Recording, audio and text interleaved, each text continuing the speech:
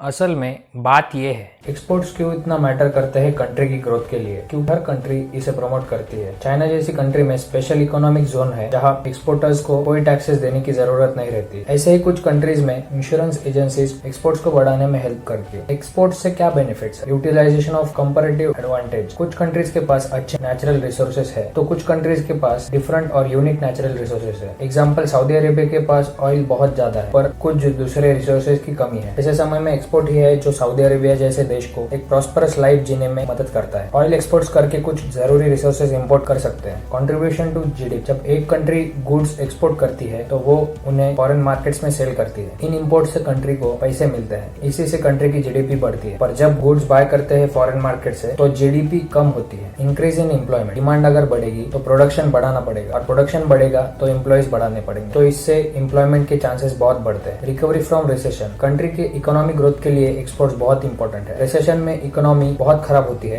Production रुकता है और प्रोडक्शन रुकेगा तो अनएम्प्लॉयमेंट हो। पर दूसरी कंट्रीज में ये प्रॉब्लम नहीं होगी। ये उनका एक्सपोर्ट ही है जो हेल्प कर रहा है सर्वाइव करने के लिए। Import and exports and GDP. Net exports अगर पॉजिटिव है तो कंट्री में पॉजिटिव ट्रेड बैलेंस है। अगर आपने जीडीपी का फॉर्मूला देखा तो आप देखोगे अगर जीडीपी का एक कंपोनेंट बढ़ रहा है जीडीपी भी बढ़ेगी। यहाँ आप देख सकते हैं कि इससे कैसे जीडीपी बढ़ सकती है। किसी भी कंट्री के एक्सपोर्ट्स डिसाइड करने के लिए कुछ डिटर्मिनेंट्स होते हैं जिससे पता चलता है कंट्री का एक्सपोर्ट पोटेंशियल कितना है। First, world demand. Foreign markets में किस चीज की कमी है और अगर आप सप्लाई कर सकते हो तो एक पॉजिटिव ट्रेड होगा। सेकंड, आप वो ही गुड्स एक्सपोर्ट कर सकते हैं जो आपके पास एक्सेस है। जितना एक्सेस है उतना एक्सपोर्ट कर सकते हैं। ऐसा ना हो कि दूसरी कंट्री को खुद एक्सपोर्ट करने के चक्कर में खुद के ही कंट्री में वो अवेलेबल नहीं है। अगला है प्राइसेस। आपकी गुड्स नॉर्मल प्राइसेस होने चाहिए, तो डिमांड बढ़ेगी तो ज्यादा एक्सपोर्ट होगा। ऐसे ही कुछ एक्सपोर्ट डिटरमाइन करने के लिए और भी कई फैक्टर्स है।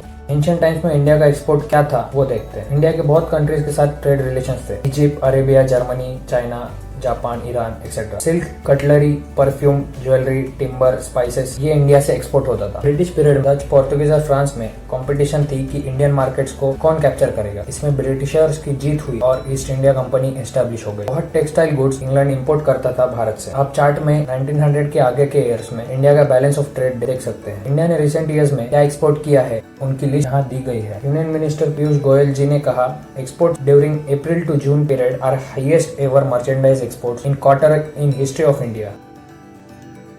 India is rising, but slowly. These one-sided propaganda machines are only meant to destroy moral of our country. इसे रोकना ही होगा। सोशल मीडिया पे फेक न्यूज इंडिया में बहुत बड़ा प्रॉब्लम है। अगर आपको ये वीडियो पसंद आता है तो इसे शेयर कीजिए और इस चैनल को सब्सक्राइब कर बेल नोटिफिकेशन ऑन कीजिए।